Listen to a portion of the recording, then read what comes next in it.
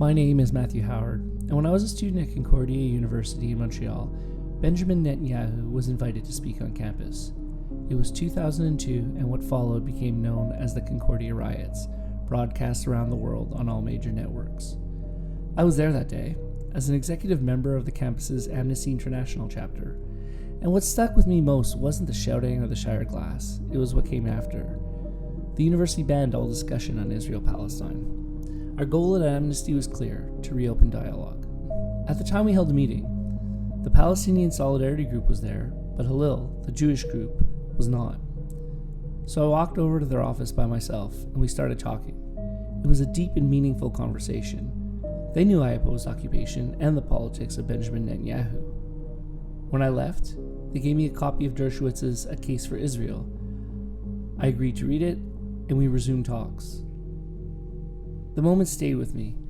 I share this story not to center this on myself, but to explain where this podcast comes from and our methodology. The best we can hope for in conversations as charged as this is to be good faith actors. The people we speak with in this mini-series, from Israel, Palestine, from those who've lived between and beyond both, we believe to be good faith actors working for peace. But there's a false dichotomy we need to address. Supporting peace and justice in Gaza does not mean we support Hamas. And refusing to platform an IDF spokesperson does not mean rejecting Israelis or Jewish voices or their right to exist. This has nothing to do with fear of dangerous questions, opposing views, or the need to just ask the questions. We don't believe in false equivalence, we believe in good faith. And good faith means recognizing where the moral and factual center lies, where every life is seen as equal in the eyes of God, and having the courage to speak from that place with an open mind. With this framework in mind, we hope you journey with us through this mini-series. So, without further ado, we bring you Br Peter Bray FSC, former Vice-Chancellor of Bethlehem University, and current De La Salle Brother Visitor for the District of Australia, New Zealand, Pakistan, and Papua New Guinea. Brother Peter Bray, welcome to Common Home TV. Thank you for this opportunity. Can you give us a brief history? I know it is a complicated matter, and we need a little bit of context, because I think for some people, even the foundational understanding of the region of Israel's coming to being is not, this isn't something that academically taught to every single person. So I've had so many conversations with friends that their base knowledge of this conflict, it comes from a point of just really not knowing the basics. Yeah. So can you give us a brief history of the conflict for context in this war? Well, that's a real challenge, because the complexity of it leads to a lot of misunderstanding and a lot of propaganda around it. But basically it emerged back in the 1800s when the Jews in Eastern Europe, and particularly in Russia, were having a really, really hard time. And at the end of that century, there was a move to have the Jews have a place of their own that would provide them with safety and whatever. And in 1897, Theodor Herzl called a conference, and that became a political agenda that they had to find such a place. And then they decided on Palestine, and over the next century there was a move for Jews to move to Palestine. And the Balfour Declaration in 1917 committed Britain to support such a move. But the Palestinians who were there, and prior to this, the Jews, the Muslims, and the Christians were in a complex but working societies. But what happened through the 20s and the 30s was the increase of the number of Jews coming to the country, and then the Palestinian people beginning to protest in the 1920s, 29 particularly, and then from 36 to 38 was the Arab Revolt, because of what the Palestinians saw as they were losing their land. And then after the Second World War, with the disaster of the Holocaust, there was a huge immigration of Jews to Palestine. And then in 1948, there was the declaration of the state of Palestine. But from Herzl and then through to the Ben Gurion, the first prime minister of Israel, it was very clear that what was wanted was this land without Palestinians. And Herzl gently said that they'd need to spirit the natives across the border, whereas Ben Gurion said we must expel the Arabs and take their place, and if we have to use force, then we have force available.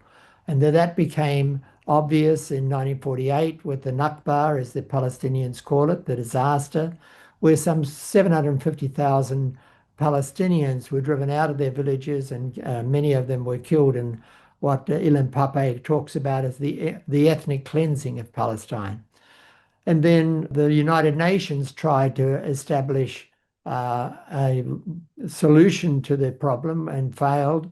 And then in 1948, there was the move of the Israelis to take over most of Palestine, and the Palestinians were left with about 22% of the land that had been entirely theirs. So, and then the 1967 war, the Six-Day War, where Israel was able to take over the whole of the land, and the oppression of the Palestinians became even more obvious. And anyhow, through that period and through to 1987, when there was the first revolt against that, or the first intifada, which was the oppression being resisted by the Palestinians. And then that was finally resolved when the Oslo Agreement came into existence, which was thought to be a solution, but in turn it turned out to be a disaster. And then in 2000, when Sharon went onto the land around the temple in Jerusalem, was the second intifada, much more violent than the first one. And then in 2006, there was the election of the Hamas as the government in Palestine, which wasn't acceptable to Israel or the United States. And so Hamas was pushed into Gaza and became the government there. And from what I've understood, initially, there was a lot of really good things that they did, but like the Hamas, like Fatah, in the West Bank, with the use of money and whatever, there was corruption that came there. But I think in 2008, there was the Israeli attack on Gaza, and then again in 2014, again in 2018 and 21, and then in 23 when the Hamas came across the border into Israel. Now, I think it's really important to realize that what happened in 2023 was not the start of this. We had this 100 years of things leading up to that. And the point that I often make is, when you look at who came across the border into Israel on the 7th of October 2023, it was the 11-year-olds, the 12-year-olds, and 13, 14-year-olds back in 2014 who watched their fathers, their grandfathers, their friends being murdered in that attack on Gaza by Israel, by the Israeli Defense Force. And then for 10 years, they were oppressed and restricted in all sorts of ways.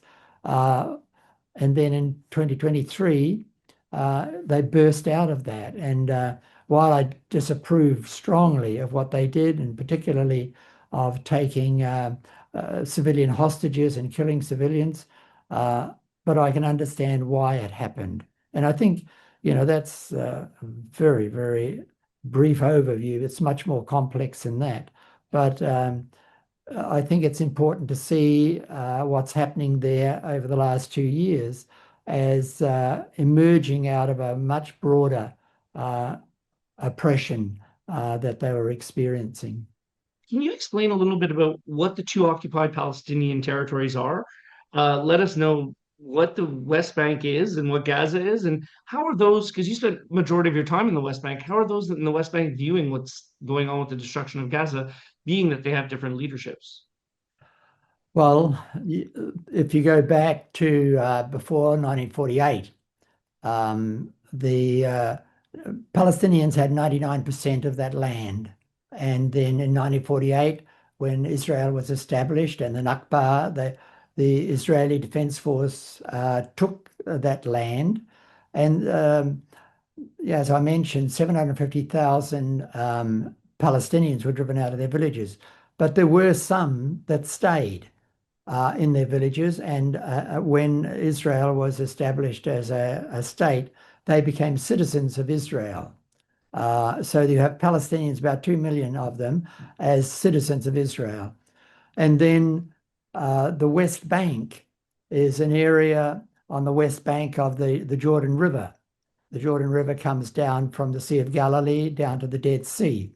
And prior to 67, that was part of Jordan. Jordan had control of that land. And then in 67, during the Six-Day War, Israel took over that land, and then that's where the occupation is, if you like. Now, what the occupation means is that Israel does control the movement of people, and that's for our students at Bethlehem University. The restrictions on movement was the most obvious way in which the occupation is evident to them. And what that means is that, like we have about 40% of our students come from East Jerusalem, which means they have to come through the wall each day. They have to come through the checkpoint. They come by bus and the Palestinian buses. Now, those buses can be stopped by Israeli military at any stage. And we have stories of a particular bus being stopped once, twice, or 3 times by different groups. And the students are herded off the bus. They have to show their IDs. And arbitrarily, they may be able to get back on, or they may be refused. And it's that uncertainty, the unpredictability, I suppose, of them getting to university that is the most obvious way. But say for the people in the West Bank, in Palestine, because the wall there now is restricting the movement of Palestinians even further. Bethlehem University is on one of the highest points in Bethlehem, so it's possible to look over the wall into Jerusalem. But so many of our students, particularly male students, have never been allowed to go there. And so that means that they're restricted to the West Bank. And even in the West Bank, there are checkpoints. A lot of people think the checkpoints are around the edge of Palestine, but they're right through it. And if I can go back probably 8 or 9 years now, there was an attack on a Israeli soldier at Kalandia checkpoint, just on the outskirts of Ramallah. And the Israeli Defense Force responded by just closing down Ramallah, and it made it very obvious that every exit from Ramallah has a checkpoint. And so they just closed every checkpoint, and I think it was for 5 days, nobody could get in or get out. They can do the same with Bethlehem. I'd like to pause now and pass it over to some students from Bethlehem University so we could hear what crossing checkpoints daily is like in their own words. If I want to go visit my parents in Ramallah, that it's a city that if it wasn't for the wall, it would be half an hour away. But because of the wall and the 2 checkpoints that I have to cross, it takes me around an hour and a half. Well, going through the checkpoint is very tough because you never know what's awaiting you. Sometimes they can stop you, they can just ask for an ID, sometimes they can scream at you or make you wait for maybe half an hour, or they can simply shut the checkpoint and you have to go back home. When I get out of the house at the morning, when I come to the university, I always take the money that I need for the bus in my hand. So I would not need to open my bag while I'm standing beside the checkpoint waiting for my bus, so the soldier would not think that I have a weapon and be shot. So living in Jerusalem and having no house here in the West Bank means that I have to come each day from Jerusalem to Bethlehem, and that takes a long time, and that also means that I have to cross checkpoints, which is something really hard for me as a Palestinian, because first of all it takes time, and second thing, it's not an easy situation to stand in line to show your ID and have a soldier tell you if you can pass the checkpoint or not. It might be a bit dangerous sometimes. Anything coming into Palestine has to come through Israel. Taxes on things coming from outside Palestine into Palestine. And Israel collects those taxes. And then the arrangement under Oslo was that they would then give that money to Palestine, to the Palestinian Authority. However, if Palestine isn't doing what Israel wants, several times it's withheld that money. And so the Palestinians really do not have control over their own lives. To Gaza, prior to 67, Egypt had that. And so it's a strip along the coast of the Mediterranean. And then in 67, Israel took that off Egypt. And then in the settlement after that war, the Negev desert went back to Israel, but went back to Egypt. But the control of Gaza stayed with Israel, and it became an enclave for about 2 to 3 million Palestinians there. Can you talk about the role of education in all of this and your role at Bethlehem University? You've often said that education is an oasis of calm. How did this play out for your students in time of war? Well, see, I think it's important to keep in mind that, we're unashamedly a Catholic university in a land where there's less than 1% of the population Christian. So we have to look at, well, what are we doing there? And I've often been asked that question, what are you trying to do there? Well, firstly, we're not trying to convert the other 99%. And if you go back to the time when Jesus was walking that land and started his ministry there, we're doing better than him. He had 0 Christians at that stage. At least we had 1%. Yeah. But if numbers are the issue, then we've got a big problem. But that wasn't Jesus's mission. It's not Bethlehem University's either.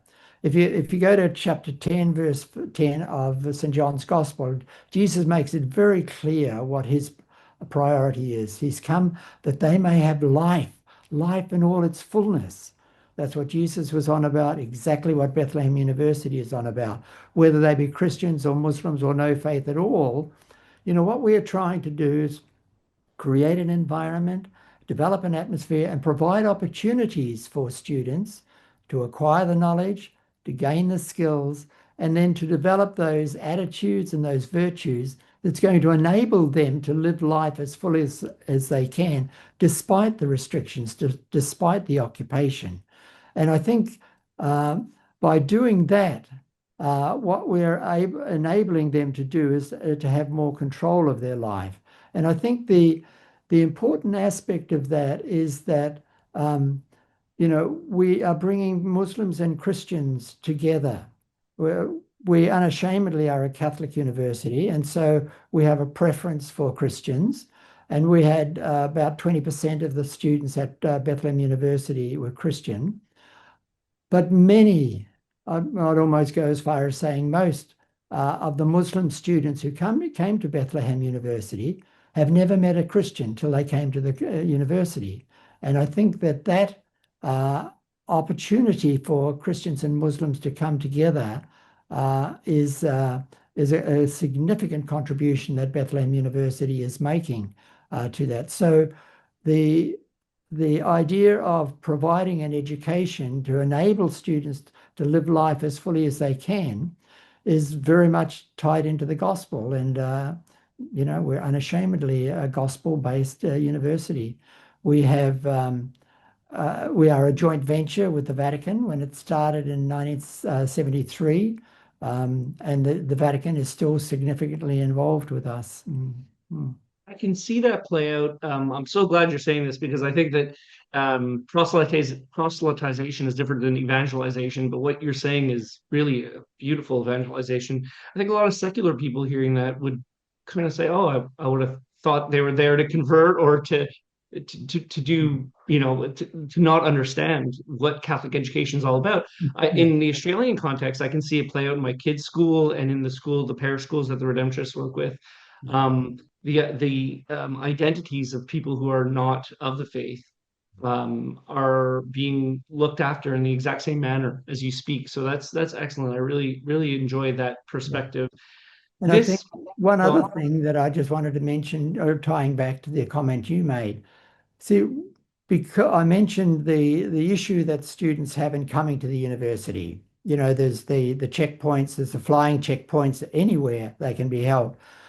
What I wanted when I was Vice-Chancellor there was that when students stepped onto our campus, I wanted them to know that they were safe there, that there were people who really cared about them and were wanting to provide the best opportunity to create the best environment for them to be able to learn. And it's interesting when I've talked to graduates who think back and remember back to their time at Bethlehem University. And one of the things that they continually mention was what a peaceful place it was. So we were trying to create this little oasis of peace in the midst of this incredible, violent environment that they were living in. So, and I think that's part of, what Jesus was on about. He was on about peace as well. Again, let's hear from some students from Bethlehem University in their own words. It's really important to preserve the Palestinian Christian community that exists here because it's an integral part of Palestine. It's an integral part of what it means to be Palestinian. The Palestinian Christian community is now only 2% rather than the 20 or even more percent that it was. I think that's really unacceptable. We're losing a part of the Palestinian identity by losing that community. I am part of the ambassador program here at BU, and what we do in this program is we welcome guests from all around the world that come to visit our university. A lot of them are big supporters of our university, and what we do is we just talk to them about our experience and the occupation. We show them around campus, and what I like the most about this program is that well, personally, and I think I can speak in general for my classmates as well, is that it gives us hope.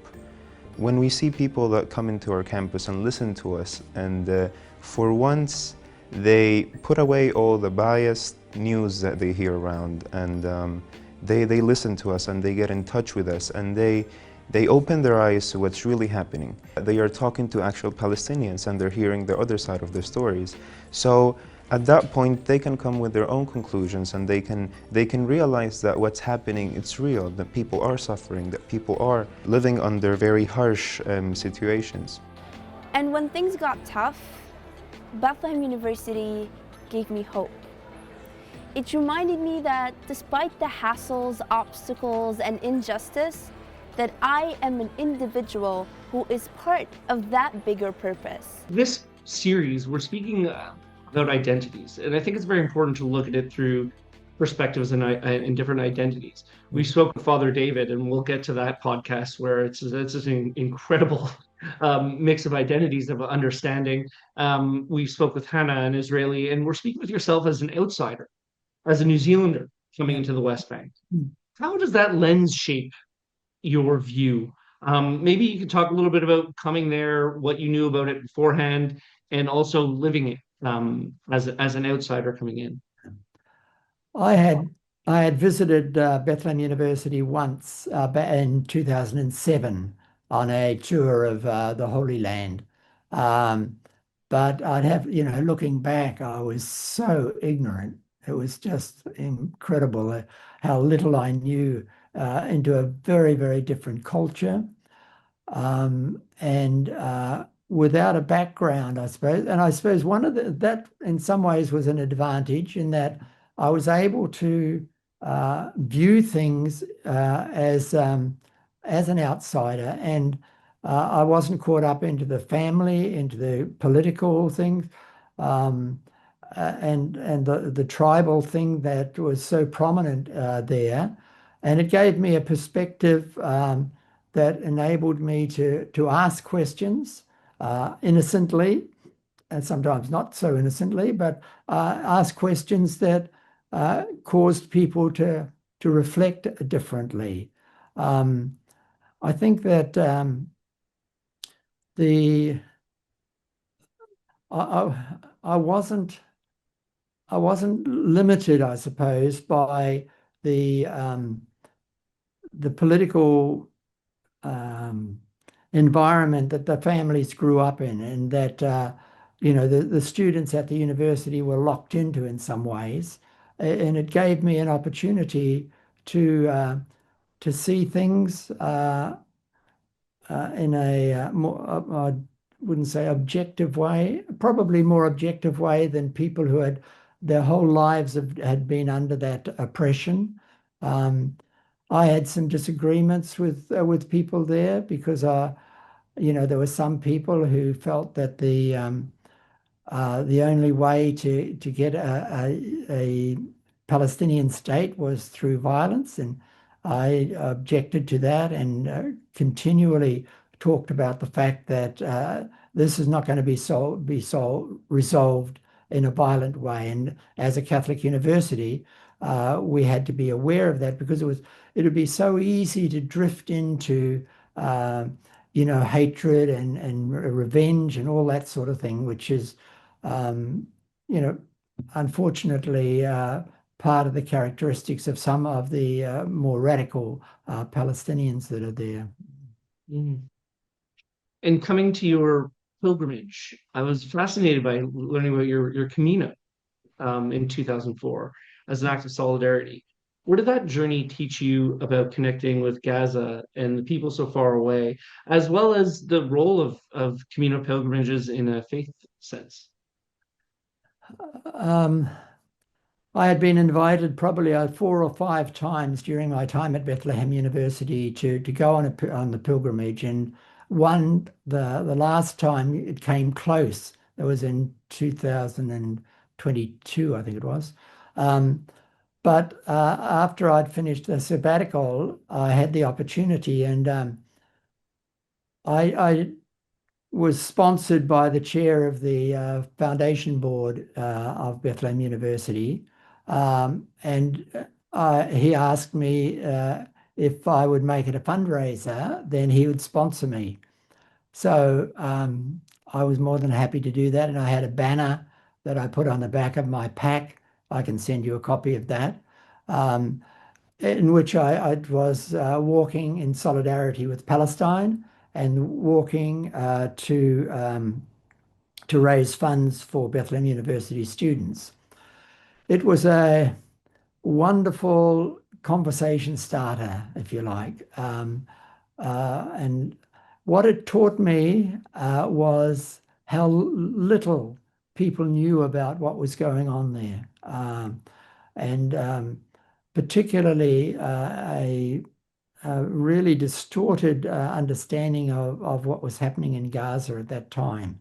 And so it taught me to be clear in the way I was talking about it, that I wasn't talking about revenge. I wasn't talking about hating people. I was talking about human rights, and that the Palestinian people were occupying that land, and that the comment that was made that a land without a people for a people without a land is absolutely wrong.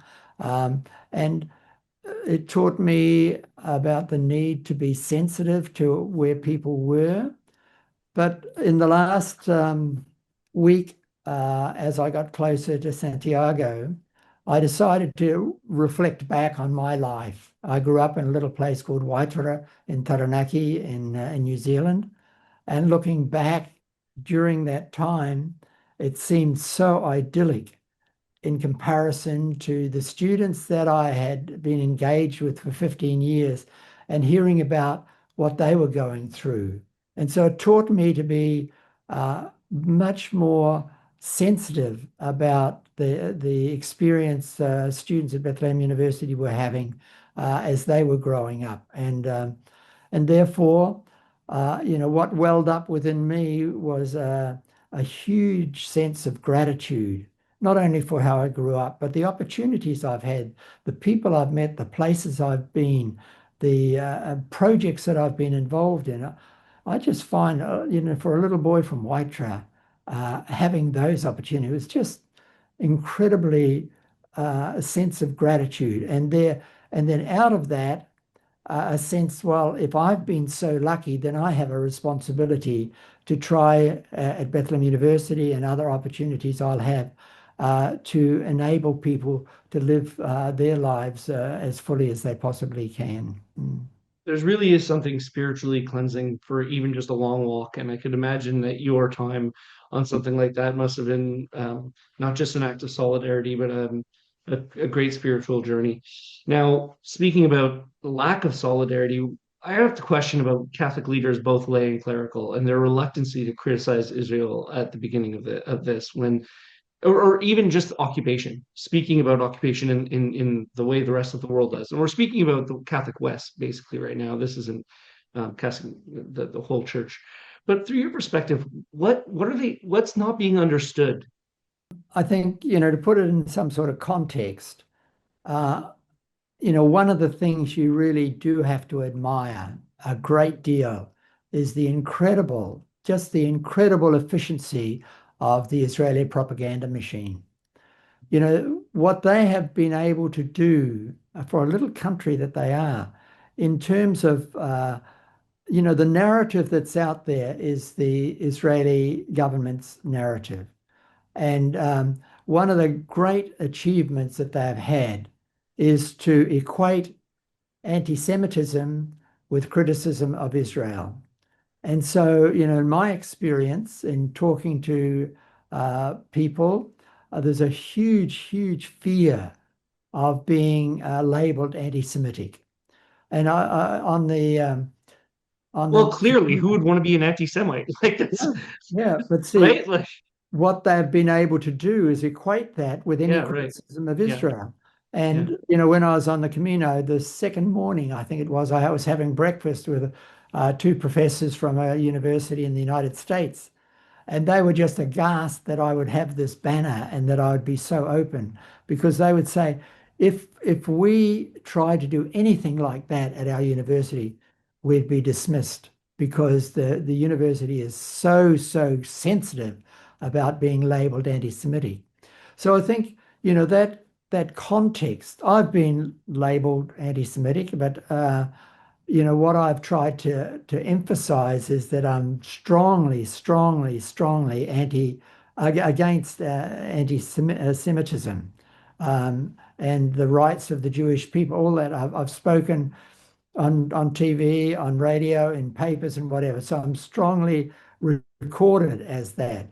But I see a very clear difference between that and what Israel is doing, the Israeli government and the IDF. And therefore, I think a lot of bishops are concerned about being labeled anti-Semitic. But I'd have to say the New Zealand bishops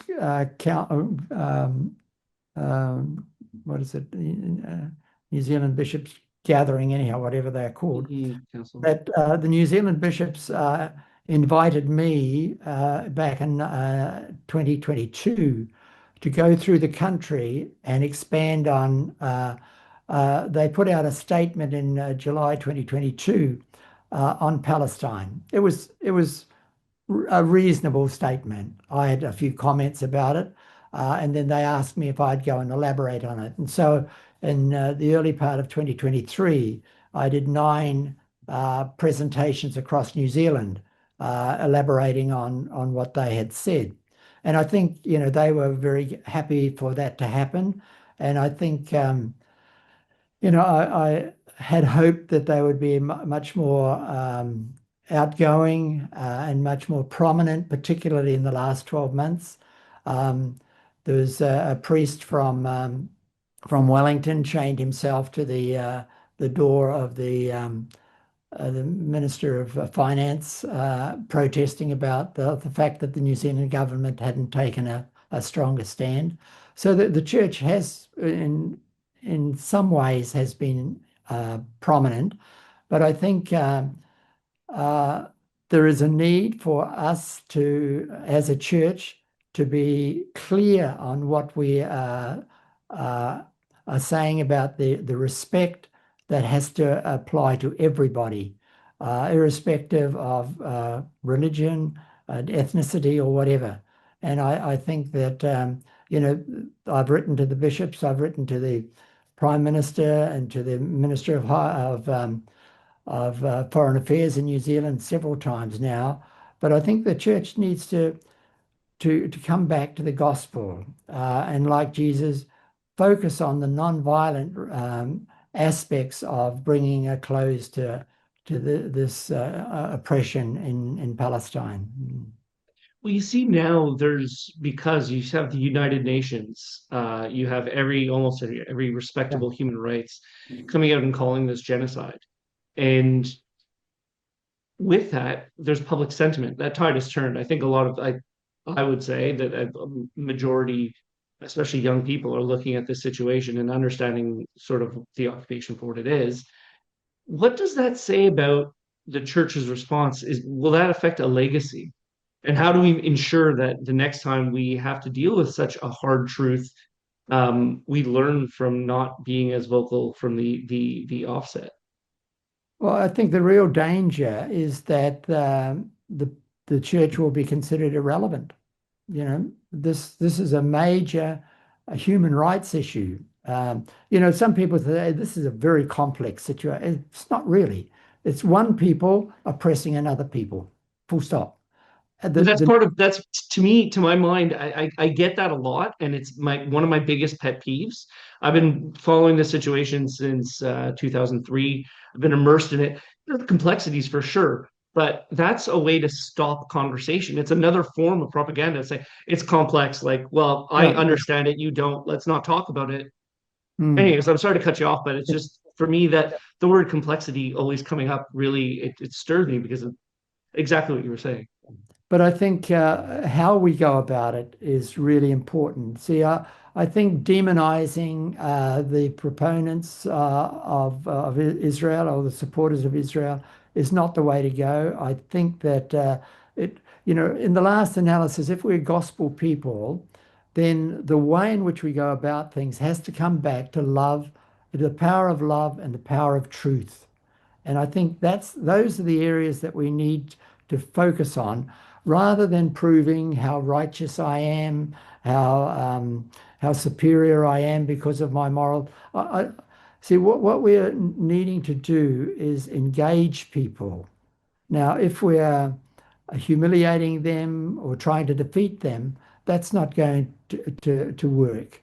And so I think the way in which we go about it is really important. Like there's a group in Israel, Palestine. They have a really very, very powerful video where Israelis, Jews, and Muslims and Christians keep coming, these very short things says, we don't want you here. We don't want you here. We don't want you here.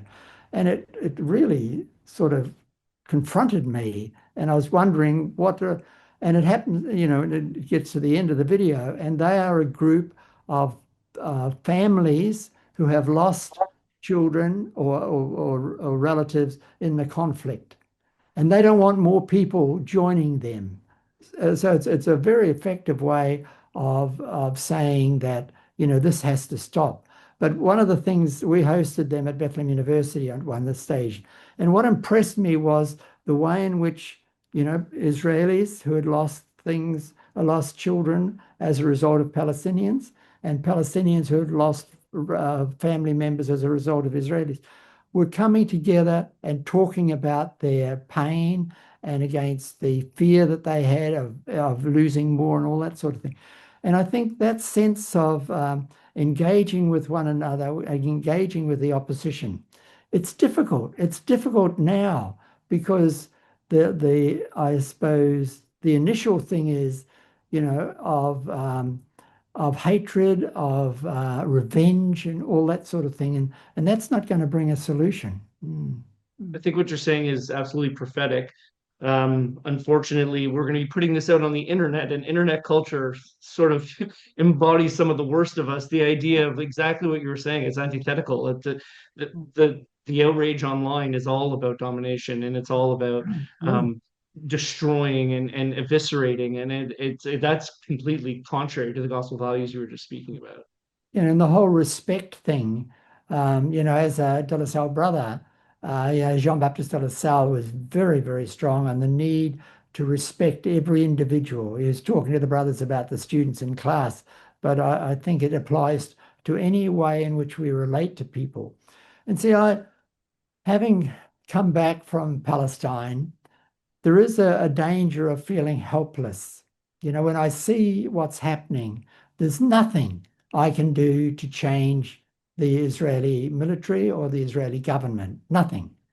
So what do I do? And I'm often asked this, presentations I did here in Sydney a few weeks back, I was asked that. And I come back to Theodore Roosevelt's comment, President Theodore Roosevelt, when he talks about you do what you can with what you have where you are. And I think what I look at. What is it that I can do with what I have? Well, what I have is an understanding of the plight of the Palestinians, an understanding of what's happening there, and what can I do? I can help raise awareness of that, living in the sort of the hope that if a lot of other people are doing that, raising awareness, there will be a groundswell, as there was after about apartheid, a groundswell that led to a change. And I think that, my hope, I suppose, rests on the fact that what we were doing at Bethlehem University was worth doing. Creating that environment, establishing that atmosphere, providing those opportunities was worth doing, irrespective of what the Israeli military did, irrespective of what the Israeli government did, irrespective of what the final outcome was. That was worth doing. And I think, for us at Bethlehem University to be aware of that enabled hope to be sustained. And I think keeping hope alive was one of the really significant challenges that we had because I think hope has to be different from thinking, things are going to get better. Because in the 15 years I was there, things got systematically worse for the Palestinian students. So I couldn't go out to them and say, things are going to get better for you. They weren't. So you had to have some other way of keeping hope alive. And I think the whole idea of, what we are doing is worth doing is a source in which that can happen. And we're speaking in this series about, just the different identities that you bring and yourself as an outsider. I've heard people make the claim like, well, this isn't my backyard. This isn't something I'd let them deal with it. How do you respond to something like that as an outsider? Well, I go back to Jesus and, what he was on about in respecting people.